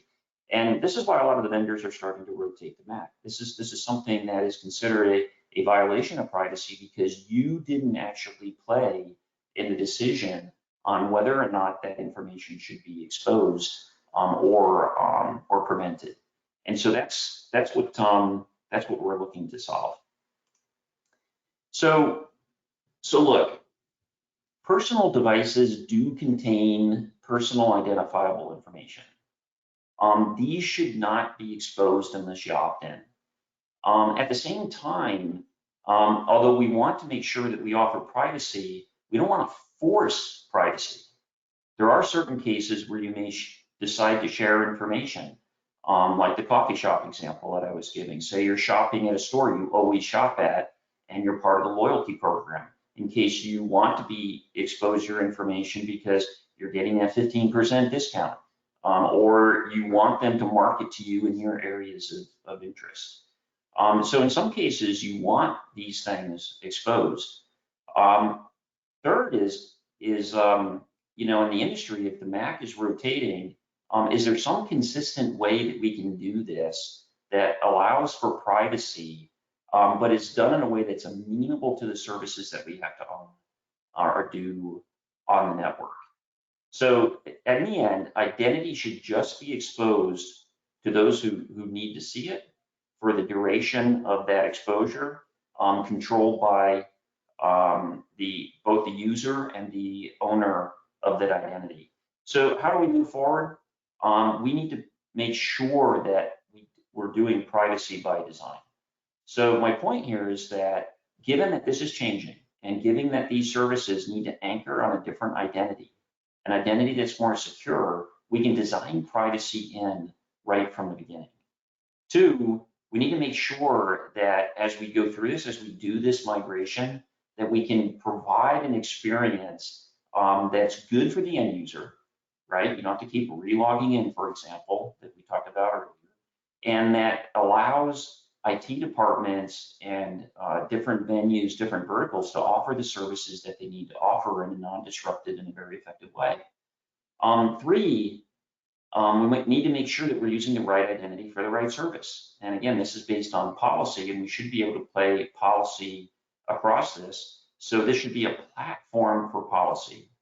And four, you should make sure that hey, look, it's your data, it's your choice on when you expose these things. And so how do we solve this problem? Again, I do see this as an opportunity. So let's look at open roaming. We spent a lot of time talking about open roaming. I think everybody understands that open roaming is there so that you can automatically and securely connect to the network.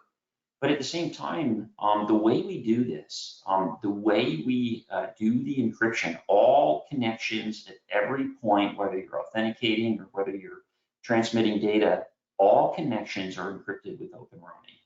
So not only are we doing that, but we're providing a couple of identities that really facilitate this service. So let's step through this. So one, your authentication is private. It's secure between the device and the identity provider. So this is inherent in open roaming. Now you might have multiple identities. Again, you as a person have multiple different contexts. You have a personal, you have a work, you have multiple different contexts. So the fact that you can do a secure authentication between that identity holder and the device means that it's private. Two, A user and a device are identified in context. So look to the right here. You have a device ID and you have a user ID when you authenticate into Open Roaming. Now, the device ID is not the MAC ID.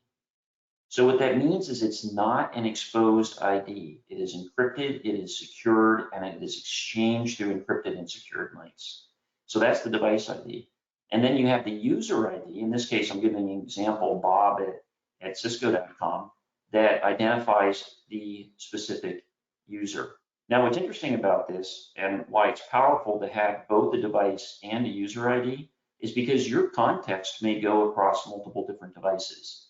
So I have a phone, I have a tablet, I have a laptop, and my ID in my work context is mmcfer@cisco.com. And so all those devices have the same policy applied to it when I am in my work context. And it's the same thing if I'm using those devices for my personal context or my school context or whatever that context is. Now, the fact that your user ID goes across these devices means that from an IT standpoint or from a service provider standpoint in managing those devices, they may need to understand that you, when you're connecting to the network, are connecting with a different device. And they may need, for policy reasons, to understand that that device is secured, and that if it's lost, that data can be erased, all of those types of things. So the fact that you have both the user ID and the device ID becomes very powerful here, and you can use them in conjunction. Now, 3, the IDP, or the identity holder, they are the ones that are responsible for whether or not the identity is shared on the user's behalf. Now, hold on, I know that might be worrying you a little bit, but let me just put it in this context. Say you're at work and you're connected to the network. When you're at work connected to the network, you're using your identity, you're using the services of work. Work knows who you are and they know who's connecting to the network. That's okay. Now, if you were a guest in that building, then you could be anonymous or not. So this 4th point, privacy happens with the user consent. What that means is that ultimately the user can determine whether or not privacy is something that they want to turn on, or if they want to provide their identity. So, for example, when we talk about the user ID above, there's 2 types of user IDs that could be shared. One could be what we just said, Bob at Cisco.com. Now that identifies a person, that identifies an individual. It's a unique identifier. But at the same time, we still need a unique identifier. But if you want to be private, what you can do with Open Roaming is you can be anonymous. Now, what will happen in that case is that you'll be given a unique identifier. You can see here, we just have a set of characters. This can take several different forms. But this is an anonymous identifier that is not tied to you, but still contains the same realm and would still have a certificate that could be validated and securely authenticated via the IDP. So you see what we've done here is we've made authentication private. We've bifurcated identity into device and user. We've provided a mechanism for the cases where you want to share identity, like I said, maybe a loyalty program in a store or at work or things like that. And we provided a mechanism for being anonymous. This means that Open Roaming provides a great opportunity to actually solve this MAC rotation problem, and it provides a platform for all those services that we were using before that were anchoring on the MAC address, perhaps inappropriately, to now use a secure and even anonymous mechanism. So just to kind of wrap up here, look, open roaming, we got a lot of work going on, but what an opportunity it is. It provides identity with context. It enables users to remain anonymous if they so choose. It's seamless and automatic onboarding. It has a unique identifier, in fact, both for the device and the user. It is secure in all cases and all links. It eliminates the need for a fixed MAC address. Hey, rotate the MAC as much as you want. Go ahead and accelerate MAC rotation. The network connectivity will still work, And the tools that are built on top of it, if they anchor on these IDs, will continue to still work.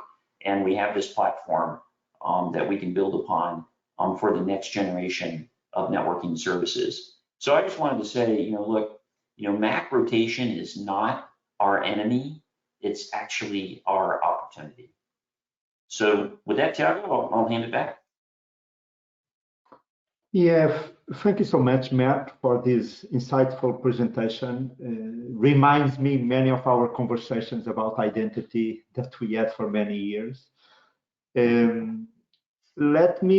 I wanted to make just a couple of questions and then we open up to the audience. So please, anyone on the audience, if you have any questions to Matt, please use the question box.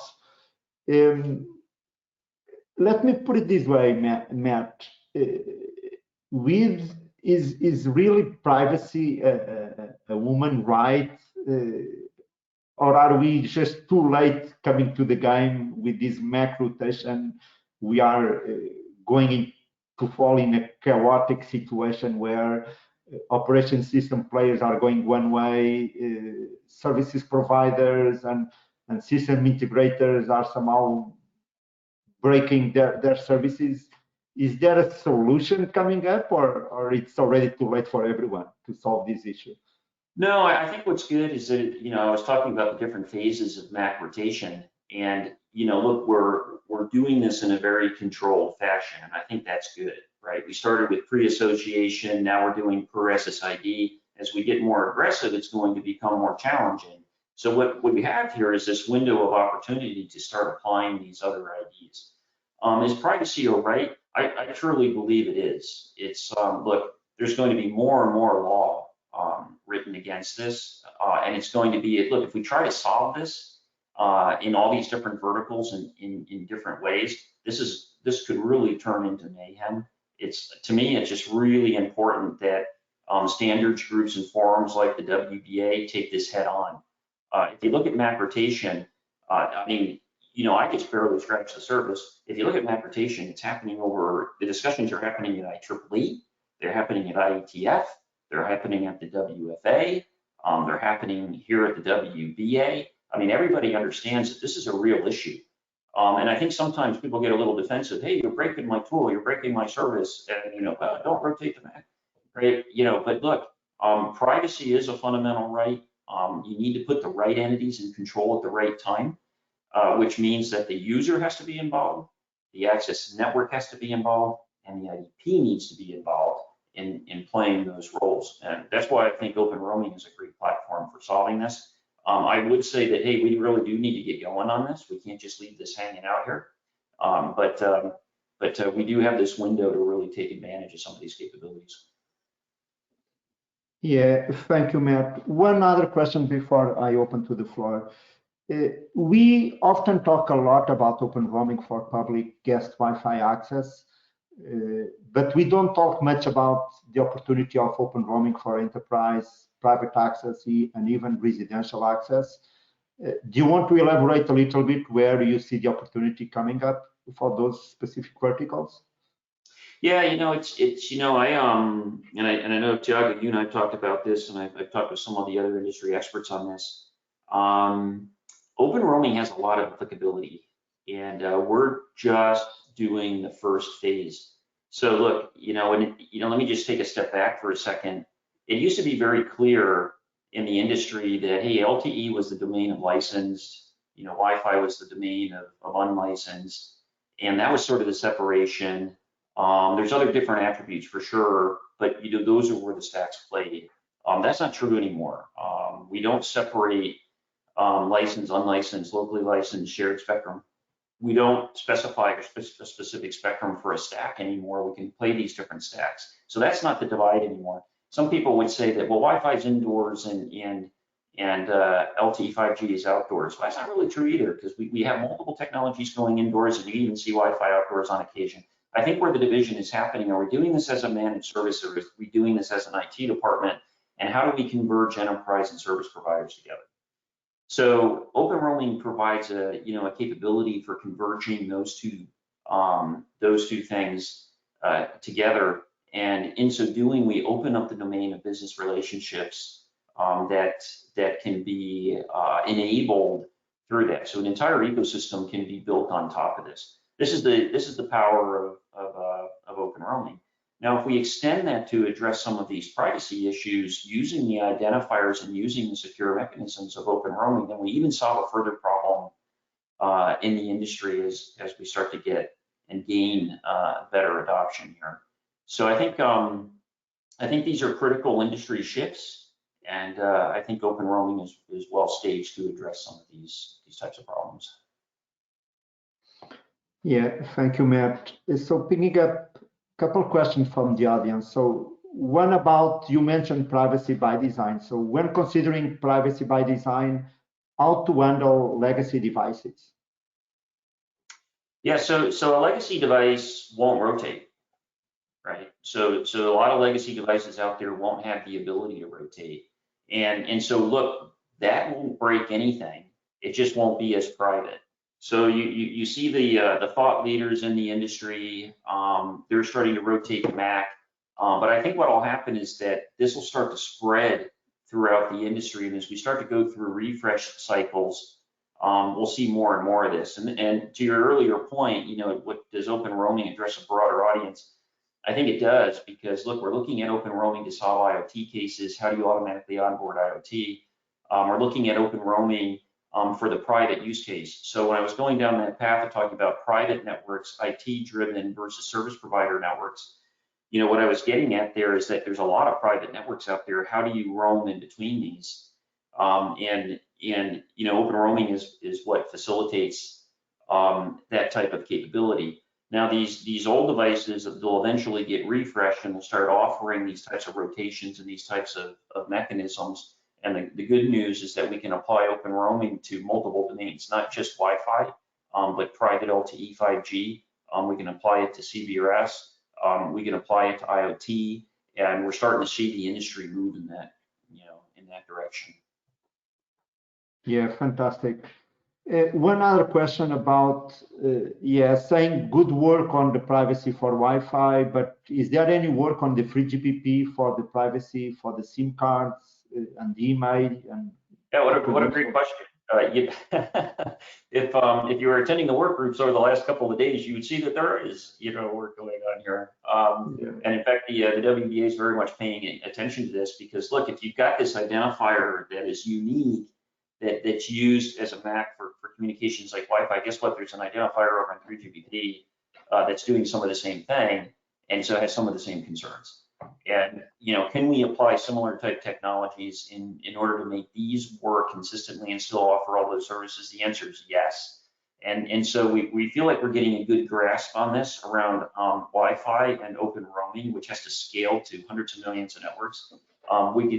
We also believe that we can apply some of those learnings to what's happening with these other organizations in 3GPP, GSMA, and the identifiers that they're currently using as well. That's earlier. I mean, it's earlier work, but the good news is that people are paying attention and starting to think about it. Yeah, fantastic. Really, some great work ahead on that. And in fact, in WPI, over the last weeks, we have been discussing that on the work groups. Matt, once more, thank you so much for your insightful presentation. Always good and fantastic to have you on the agenda. Thank you so much, Matt. Thank you, Thiago. Yeah, time to wrap up. We are at the end of the day one of the Wireless Global Congress. Unfortunately, I cannot invite you for some drinks or coffee. Unfortunately, we are all working from home, but I believe, and I'm positive like Eric, I believe that in 2021, we'll start to see each other again and we can spend some time together. Once more, wants to thank you to the sponsors of the Congress, Boeing, Cisco, Intel, Aptilo, Global Reach, Huawei, Single Digits, STL, Juniper, Asia, Cognitive, On Semiconductor, and MyConnect. Thank you for making this event possible. Hope all of you found it useful, and I would like to invite you, don't miss the next sessions. Tomorrow we have our annual industry awards. Please don't miss it. We have fantastic case studies from multiple companies. And then next week, on Monday, the 2nd of November, we'll do a deep dive on the next generation of Wi-Fi, focusing on consumer and enterprise markets. And then Thursday, the 5th of November, we'll do a deep dive on the public and guest Wi-Fi, open roaming, Wi-Fi roaming. That will be another fantastic session. Once more, everyone, thank you so much for attending. Thank you to all our keynotes. At least I found it very useful and a fantastic session. I just want to wish you a fantastic rest of the day and looking forward to see you soon. Thank you, everyone. Looking forward for the next session. Bye-bye.